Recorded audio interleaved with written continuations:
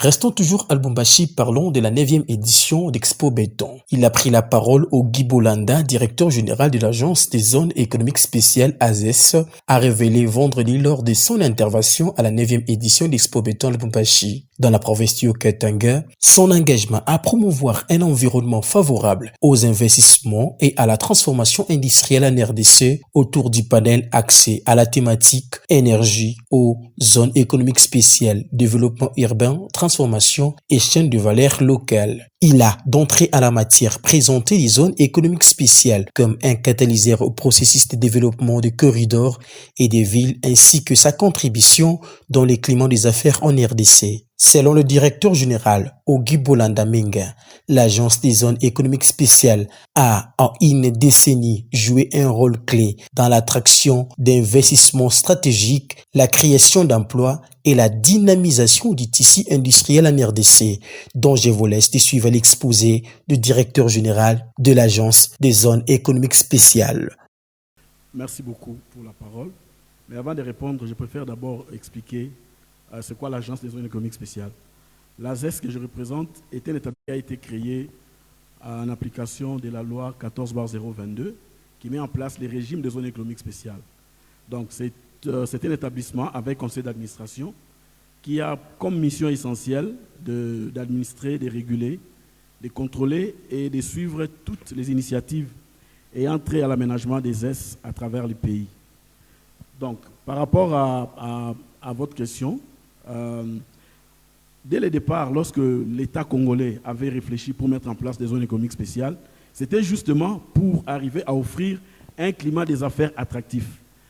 La vision du gouvernement était que dans ces espaces-là que nous appelons zones économiques spéciales, d'ailleurs comme la loi le dit, une zone économique spéciale est un espace délimité au sein duquel les lois qui sont appliquées sont distinctes de celles qui sont appliquées en dehors de cet espace.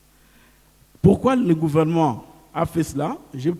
En prenant le micro ici, j'ai dit que la semaine, disons le lundi ici, nous avons célébré les 10 ans de l'Agence des zones économiques spéciales. Mais tout n'a pas commencé avec la création de l'AZES. C'est-à-dire qu'il y a eu tout un processus. On a fait les études de préfaisabilité, on a fait des études pour arriver d'abord à mettre en place un régime de zones économiques spéciales parce que améliorer le climat des affaires dans son ensemble, c'est la croix et la bannière, comme on dit. Ce n'est pas facile. J'ai été à un certain moment de ma vie conseiller au ministère de l'Industrie. J'ai eu à participer à des groupes de travail où on cherchait à améliorer le climat des affaires, mais ça n'a jamais été facile. C'est la raison pour laquelle il fallait aller dans les zones économiques spéciales pour arriver à offrir les meilleures conditions, à offrir un espace au sein duquel il n'y a pas de tracasseries, parce que je crois qu'on est ici avec des opérateurs économiques, ils savent comment, quand on parle de la RDC, comment les gens ont souvent peur, parce qu'ils disent que non, il y a des tracasseries, il y a tout ça. Justement, avec des zones économiques spéciales, l'idée, c'est d'offrir ces cadres-là qui permettent à ce que les entreprises puissent bénéficier de meilleures conditions de travail. Aujourd'hui, par exemple, nous avons déjà quelques projets qui sont en cours. Nous avons à Kinshasa les projets, disons, la zone de Demaluku, qui est déjà opérationnelle. La dame qui vient de parler ici, Madame Nadine, travaille pour la zone de Kin-Malebo. C'est nous, la ZES, qui avons agréé cette zone-là. Il y a de cela 3 semaines avec le ministre de l'Industrie, où il a posé la pierre pour la création de la zone de Moussompo, au Lualaba, pour arriver à mettre en place les usines de production de batteries. Tout ça, c'est pour attirer les investisseurs parce que dans les zones économiques spéciales, il y a tout un régime de facilité. Ces régimes de facilité prévoient pour l'aménageur 20 ans de facilité. Pour les entreprises, 10 ans. Pendant ces années-là, les entreprises sont exonérées de payer certains impôts, de payer certaines taxes. Ils ont des facilités parce que au niveau de la zone économique spéciale, il y aura des guichets uniques. Par exemple, à Kinshasa, déjà dans la zone de Maluku, nous avons construit un immeuble de 3 niveaux qui va abriter les guichets uniques de la zone économique spéciale.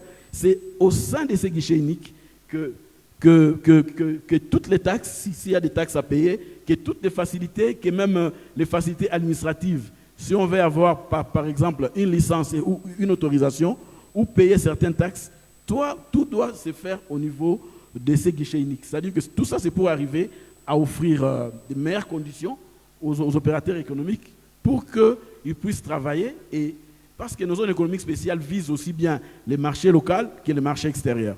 Une fois que le produit est sorti de la zone économique spéciale, ces produits-là peuvent quitter le pays, aller ailleurs, tout comme ces produits-là, on a dit ici que nous avons au Congo plus ou moins 120 millions d'habitants, à Kinshasa au moins 20 millions d'habitants, c'est-à-dire que c'est un marché qui est là, qui n'attend que des produits made in Congo pour être consommés. Aujourd'hui, nous sommes fiers de vous dire que grâce à la zone économique spéciale au niveau de Maluku, nous produisons des carreaux qui sont vendus à Kinshasa. Même le ministre du Commerce a pris un arrêté qui a interdit l'importation des carreaux du côté ouest pour permettre à ce que cette industrie qui est naissante puisse avoir les coups de franche et faire face aussi à la concurrence. Voilà un peu ce que je peux dire, comment les zones économiques spéciales peuvent contribuer à offrir un meilleur climat d'affaires. Avant de passer à M. Idriss, j'ai une petite question pour vous. Avant de passer à M. Idriss, vous avez dit que vous allez célébrer 10 ans d'ici là. Nous avons.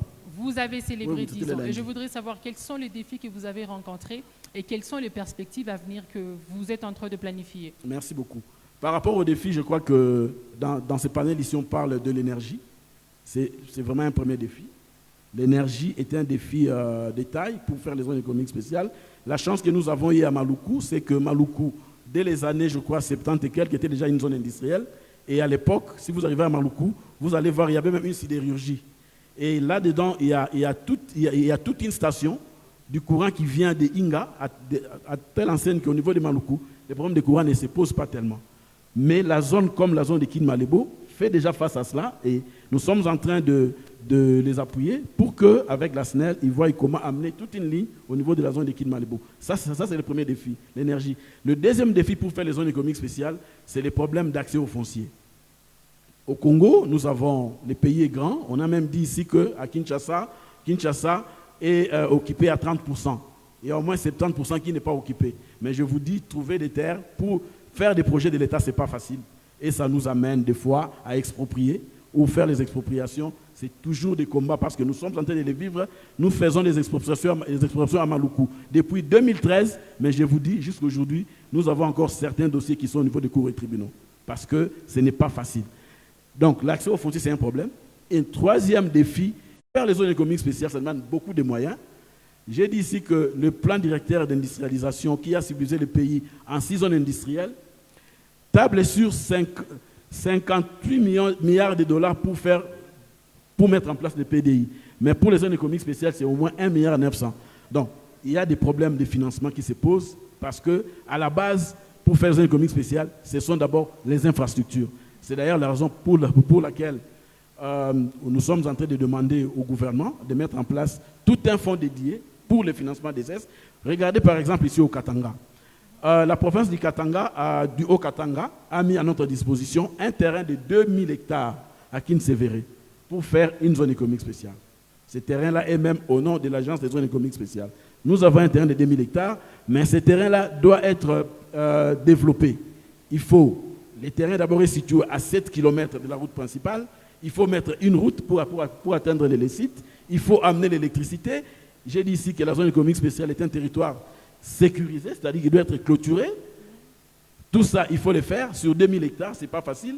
Or, aller demander de l'argent au trésor public, c'est toujours compliqué. Si nous avons eu la chance de commencer la zone de Maluku à Kinshasa, c'est parce que l'État, à travers un appui budgétaire de la BAD, l'État a mis de côté plus de 25 millions de dollars pour mettre d'abord les infrastructures de base, pour mettre en place des guichets uniques. Parce que c'est comme ça que l'État va commencer à récupérer l'argent. Or, si on n'a pas les fonciers, si on n'a pas l'énergie, si on n'a pas l'argent, ça sera très difficile de faire les zones économiques spéciales. C'est en fait de monter dans la production d'un article donné. Si nous prenons par exemple aujourd'hui la production d'un téléphone, dans les téléphones, nous voyons un téléphone, mais dans les téléphones, il y a peut-être 600 ou 800 intrants qui entrent. Il faut que notre pays, nous puissions arriver à trouver de la place dans ces chaînes de valeur. C'est ce qui va donner du travail aux gens. Et il faut que la formation, justement, puisse suivre par rapport à la politique générale du gouvernement, si nous voulons faire l'industrialisation. Par rapport à cette politique-là, il faut qu'il y ait qu'il y ait des écoles de formation des jeunes, des choses comme ça, comme on a vu aussi ailleurs. D'ailleurs, je suis là en train de parler devant le ministre de la formation professionnelle, qui a aussi des projets dans ce sens-là. Il faut le faire parce que c'est ça qui va amener le développement. Une autre chose qu'il faut aussi dire pour aller très loin, c'est le financement. On a dit ici que tout tourne autour du financement. L'argent peut être là, mais il faut sécuriser cet argent-là. Nous sommes en train de demander qu'on mette en place un fonds de financement des S. Notre frère qui vient de parler tout à l'heure là, il dit que pour le moment, ce qu'ils sont en train de faire maintenant, c'est que mettre même des infrastructures le long des corridors. Pourquoi? Parce qu'ils se rendent compte qu'ils délivrent des licences, ils délivrent tout ça, mais il faut que les gens circulent. Quand ils trouvent qu'il y a des goulots d'étranglement, ils interviennent pour pouvoir faciliter les choses. Donc, c'est un élément très important qu'il y ait des financements parce que grâce à ces financements-là, nous pouvons aussi aider dans l'amélioration de ces climats des affaires-là. Parce que quand on parle des climats des affaires, c'est justement tout ça aussi qui compte, qui fera que un investisseur va préférer, toute chose étant égale par ailleurs, venir travailler au Congo que d'aller ailleurs. Parce que j'ai dit au début ici que tous nos 9 voisins sont aussi en train de faire des zones économiques spéciales. Et M. Idriss a dit, ce qui va différencier les zones économiques spéciales, ça sera les softs. Parce que nous tous, nous donnons des avantages, de 15 ans, de 20 ans. Moi, j'ai même vu au Sénégal, on donne même 50 ans l'avantage. Nous donnons 20 ans, 10 ans. Mais qu'est-ce qui va différencier? C'est les services que nous allons rendre. Un investisseur va préférer être au Congo au lieu d'aller, par exemple, en Zambie, parce qu'il trouve qu'au Congo, les voies de communication sont bonnes, l'électricité est bonne, l'eau est là, la télécommunication, tout ça. Il faut que nous puissions arriver à donner tous ces éléments-là et aussi entrer aujourd'hui dans le monde de la digitalisation. Parce qu'aujourd'hui, l'information circule à un niveau tellement élevé, au moment où nous sommes en train de parler de l'intelligence artificielle. Qu'est-ce que nous faisons chez nous aujourd'hui par rapport à ça? Est-ce que nous allons continuer avec les anciennes méthodes de travail ou nous devons innover pour que même dans nos mines, aujourd'hui, les mines maintenant, il faut aller peut-être en dessous de la terre là-bas, à 200 mètres, à 500 mètres. Qu'est-ce qu'on va faire?